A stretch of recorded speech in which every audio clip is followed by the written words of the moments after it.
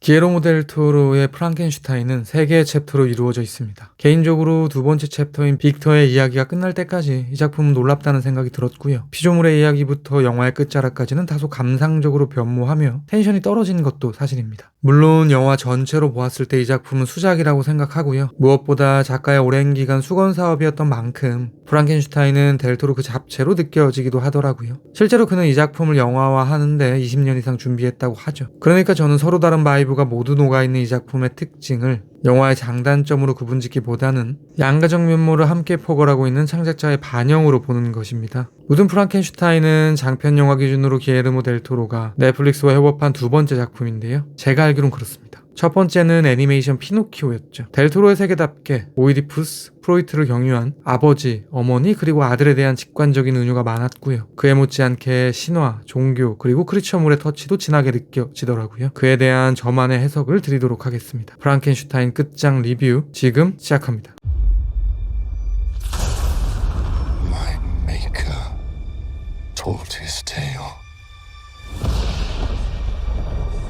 프랑켄슈타인 속 거의 대부분의 인물 관계는 부부자식으로 읽어낼 수가 있는데요. 사실 이러한 기조는 델 토로의 이전 작품 나이트메어 앨리 같은 영화에서도 두드러졌습니다. 그 작품을 해석하는 데에 있어 몇 명의 아버지, 몇 명의 어머니 이런 식의 접근이 유의미했으니까요. 프랑켄슈타인도 동일한데요. 먼저 빅터를 중심으로 살펴보겠습니다. 구출된 빅터는 선장 앤더슨에게 자신의 이야기를 시작합니다. 그는 지금의 나를 만든 것이 아버지 그리고 어머니라는 이야기를 하는데요. 소년 빅터에게 양치는 대조적인 방식으로 영향을 준 것 같습니다. 도식화를 해본다면 사람을 살리는 의술을 가르친 아버지 레오폴드 프랑켄슈타인은 사망으로써 아들에게 트라우마를 남긴 어머니 바로네스 클레어 프랑켄슈타인은 죽음이라는 이름으로 말이죠. 실제로 빅터는 두 가지를 모두 계승받은 것처럼 보이는데요. 명망 높은 의사였던 아버지는 아들을 능력 있는 의사로 키워내고요. 동생을 낳다 사망한 어머니는 아들을 각성시키니까요. 일반적인 관점에서 생은 긍정, 사는 부정의 의미를 띨 것입니다. 그런데 델 토로의 세계에서는 그렇지 않은 것 같습니다.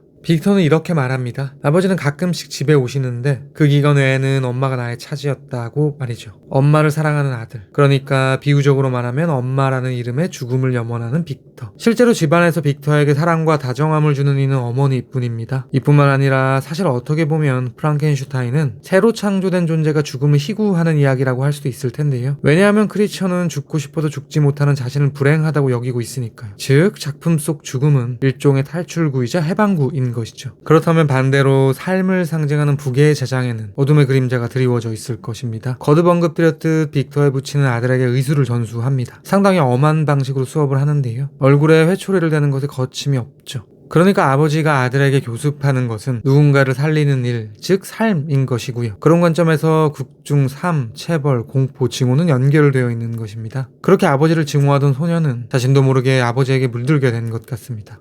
성인이 된 빅터는 아버지처럼 살리는 일에 집착하게 되고요. 그 결과물로 영생의 생명체를 창조하게 되니까요. 즉 델 토로의 프랑켄슈타인 속 생은 모든 비극의 시작인 것이죠. 엘리자베스는 죽은 자를 살릴 수 있다는 빅터의 말에 콧방귀를 끼며 철없는 이상주의자라는 식으로 반박을 하는데요. 전쟁을 예시로 들며 자신의 주장을 부연합니다. 결국 요약하면 이런 것이죠. 여러 그럴싸한 이상을 이유로 벌인 전쟁이 어떻게 되었냐? 그러니까 그녀는 삶을 나아지게 하기 위함이라는 목적으로 자행한 남성들의 의사결정이 결국 죽음을 낳고 있는 역설을 지적하고 있는 것입니다. 영화 속 삶과 죽음, 부계와 모계가 남성 중심주의의 세계에 대한 비판적 시선까지 나아가게 되는 셈인 것이죠.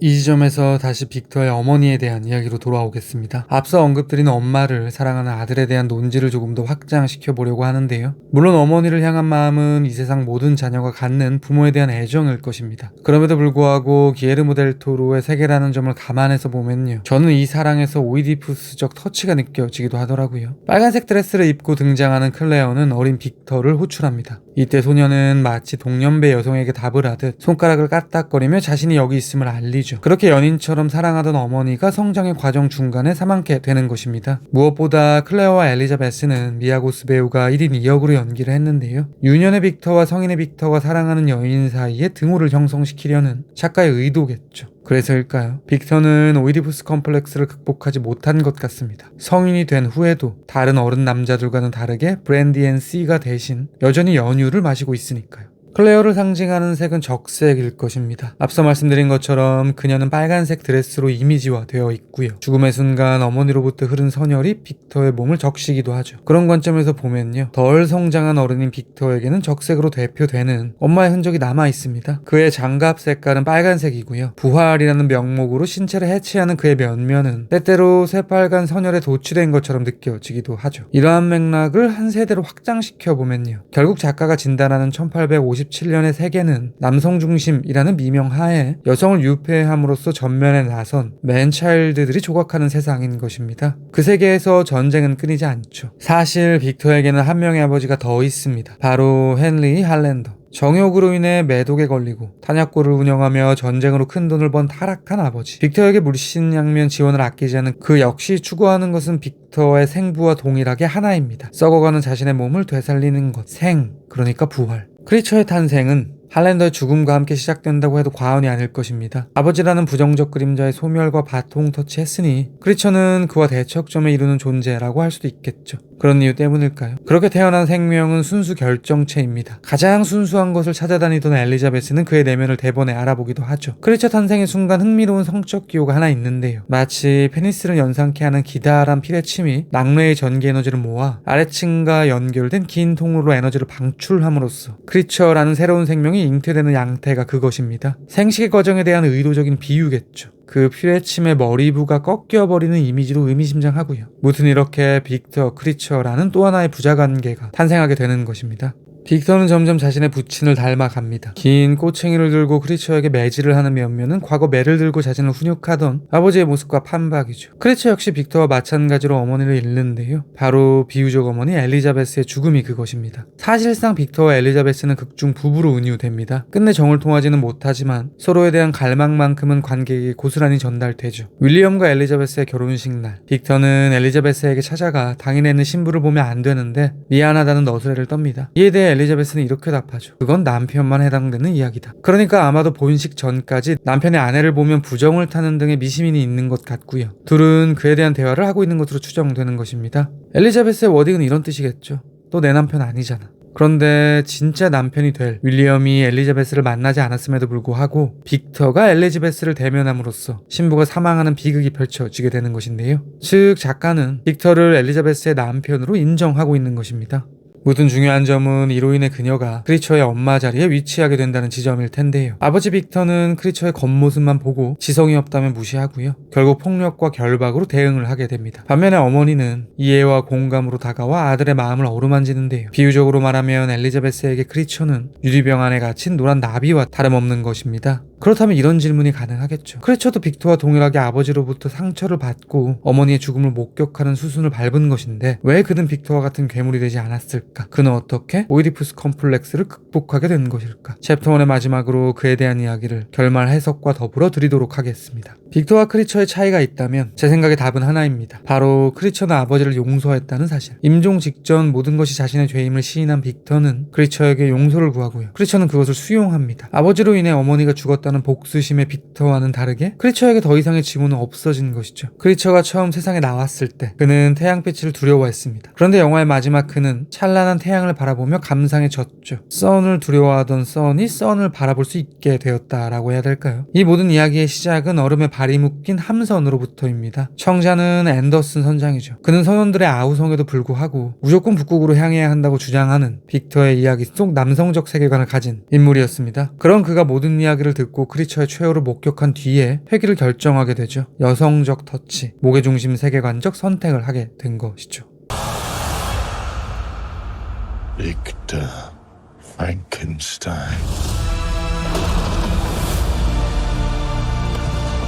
기에르모 델 토로 세계에 관한 큰 특징 중 하나는 신화적, 동화적이라는 지점일 것입니다. 물론 그 단어 앞에 잔혹이란 수식어가 어울리는 경우가 많긴 하죠. 프랑켄슈타인 역시 마찬가지인데요. 아시다시피 이 작품은 메리 셸리의 고전 프랑켄슈타인 또는 현대의 프로메테우스를 원작으로 하고 있습니다. 그러니까 빅터에 대해 그리스 신화 속 프로메테우스의 정체성을 부여하고 있는 것인데요. 프로메테우스는 제우스 몰래 인간에게 불을 선물함으로써 형벌을 받게 된 신입니다. 물론 나중에 헤라클레스에 의해 구원받지만요. 무튼 금기된 영역에 발을 들인 빅터와 프로메테우스는 포개지는 것입니다. 크리스토퍼 놀란의 오펜하이머 속 핵폭탄을 만든 오펜하이머에게도 프로메테우스라는 수식어가 붙기도 하죠. 무튼 프랑켄슈타인에도 그에 대한 표현이 있는데요. 할랜더는 빅터의 강연에 매료되어 이렇게 이야기를 합니다. 정확한 워딩은 기억이 나지 않는데요. 프로메테우스가 되지 못해 불을 들고 이러지도 저러지도 못하는 어린아이 같았다는 식의 발언이었습니다. 그래서일까요? 빅터의 생애에서 불은 인상적으로 작동합니다. 크리처에게 불을 조심하라고 교육을 하기도 하고요. 무엇보다 크리처를 사망케 하기 위해 아지트에 불을 질러 결국 자신의 다리까지 잃게 된 그의 면면은 비유적으로 표현하면 인간에게 불을 제대로 전해주지 못한 절반짜리 프로메테우스처럼 보이기도 하는 것이죠. 조금 더 파보면요. 저에게 이 불의 이미지는 태양으로 확장 가능한 것처럼 느껴지기도 하는데요. 제터원의 끝자락에 거론했던 크리처의 시선 속 태양 말이죠. 이렇게 말할 수 있을 것 같습니다. 빅터는 불을 다루지 못했지만 아들 크리처는 다룰 수 있게 되었다라고 말이죠. 처음에는 눈을 가릴 수밖에 없었던 태양을 이제는 바라보고 감상할 수 있게 되었으니까요. 그러니까 현대판 프로메테우스의 완성은 크리처를 통해 비로소 달성하게 된 것입니다. 그러면 이제 리뷰의 마지막으로 극중 기독교에 대한 이야기를 드리도록 하겠습니다. 델토로의 인터뷰 중 이런 이야기가 있더라고요. 어렸을 적 주일마다 교회를 꼭 갔는데 다녀와서 TV 속 괴물들을 보았다. 그것에 강하게 매료되었다라고 말이죠. 나이트메어 엘리에서도 태아 시체에 대해 에녹이라는 성경 속 인물의 이름이 부여되기도 합니다. 무슨 이러한 맥락에서 프랑켄슈타인 속 기독교적 터치를 살펴보면요. 우선 생명체를 창조한다는 설정부터 이미 성경 속 주님과 포개지게 됩니다. 창세기의 천지창조를 연상케 하니까요. 뿐만 아니라 어떻게 보면 크리처의 탄생은 부활이라고 볼 수도 있을 텐데요.